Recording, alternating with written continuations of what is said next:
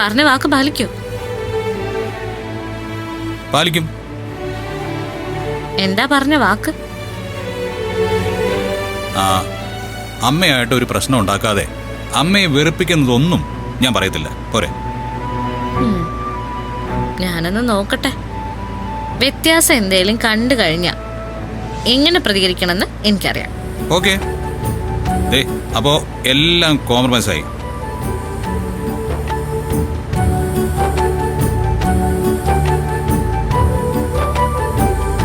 എന്നാലേ നമുക്ക് നല്ലൊരു ഡ്രൈവ് പോയാലോ? എന്നിട്ട് ഒരു നോൺ വെജ് ഫുഡ്. അതൊക്കെ സാറിന്റെ ഇഷ്ടം. ആയിക്കോട്ടെ. Thank you. എടോ, ഞാനേ ഇനി ഇടയ്ക്കിടയ്ക്ക് ഇങ്ങനെ തെറ്റ് ചെയ്താലേ കൃത്യമായിട്ട് തിരുത്തി തരണം കേട്ടോ. കളിയാക്കിയതാ? അല്ലടോ, കാര്യമായിട്ട് പറഞ്ഞതാ. ഇപ്പൊ താനല്ലേ പല കാര്യത്തിലും എന്റെ ഗുരു. അങ്ങനെ ആണെങ്കിൽ കൊള്ളാം.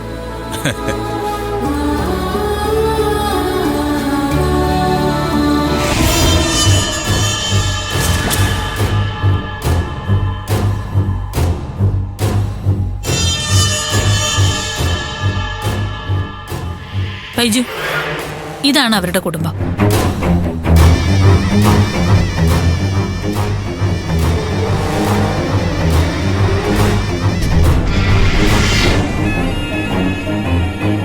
ഇത് യതീന്ദ്രൻ. ഇയാളാണ് ഏട്ടന്റെ ബന്ധു.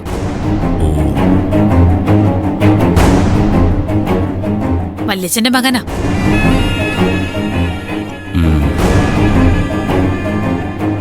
ഇത് പത്മ. ഏട്ടൻ ജയിലിൽ കിടക്കാനുള്ള യഥാർത്ഥ കാരണം ഇവളാണ്. തന്റേടി. ബിസിനസ് രംഗത്തെ ഉരുക്ക് വനിത. മനസ്സിൽ ഉറപ്പിച്ച കാര്യം നേടിയെടുക്കാനായിട്ട് അവൾ എന്തും ചെയ്യും.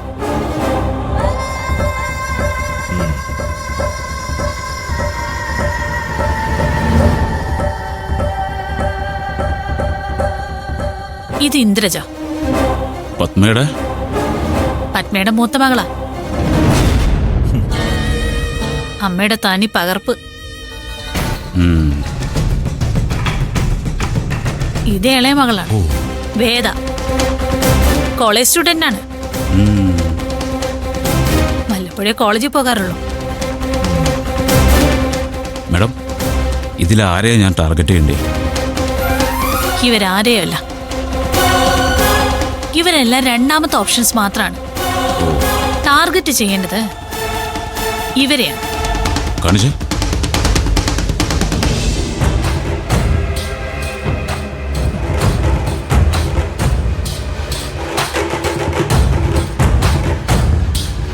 ഇത് പത്മയുടെ മകൻ സൂര്യ.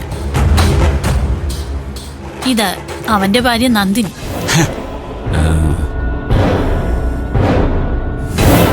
ഇവരെയാണ് നീ പിന്തുടരേണ്ടത്.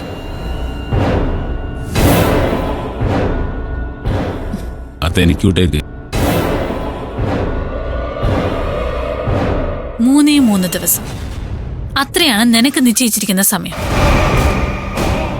അതിനിടയിൽ പത്മയുടെ കുടുംബത്തിലൊരു മരണം, പത്മയുടെ കുടുംബത്തിന് എന്നേക്കുമായി ഒരു നാശം, അത് സംഭവിച്ചിരിക്കണം.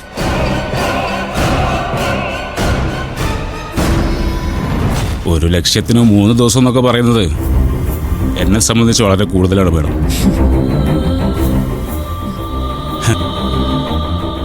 ഞാൻ ഇവിടെ നിന്ന് ഒരു 24 മണിക്കൂർ മാത്രമേ ചോദിക്കുന്നുള്ളൂ.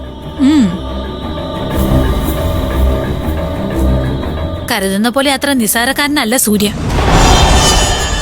നിസ്സാരനായ ശത്രുവിനെ എനിക്കിഷ്ടമല്ല. ശത്രു ബലവാനായിരിക്കണം, എങ്കിലല്ലേ അതിലൊരു ത്രില്ലുള്ളൂ മേഡം.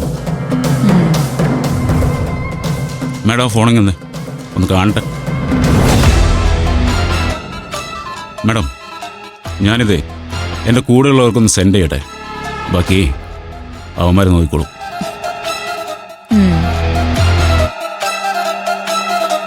അതെ, കാലനെന്ന വിളിപ്പേര് വന്നത് എങ്ങനെയാണെന്ന് ഞങ്ങൾക്കറിയാം. മരണത്തിൽ കുറഞ്ഞതൊന്നും ഞങ്ങൾ പ്രതീക്ഷിക്കുന്നില്ല. എൻ്റെ വിളിപ്പേര് കാലനെന്നാണെങ്കിൽ ആ വാക്കിൻ്റെ അർത്ഥം ഞാൻ കാണിച്ചിരിക്കും. Madam madam